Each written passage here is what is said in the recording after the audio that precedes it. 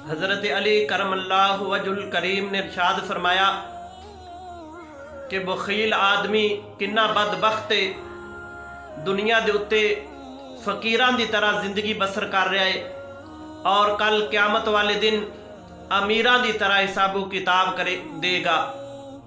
तो हदीस पाक के अंदर आंदा है, मेरे आका करीम सल्लल्लाहु अलैहि वसल्लम ने इरशाद फरमाया कि अल्लाह तबारक व तआला ने आसमान के उत्ते दो फरिश्ते पैदा किए ने। एक फरिश्ता जड़ा बखील दे वास्ते बद दुआ करता रहिंदा है कि या रब्बुल आलमीन इस दे माल नू तंग कर दे, इस दे माल नू तंग कर दे, इस दे माल नू तंग कर दे।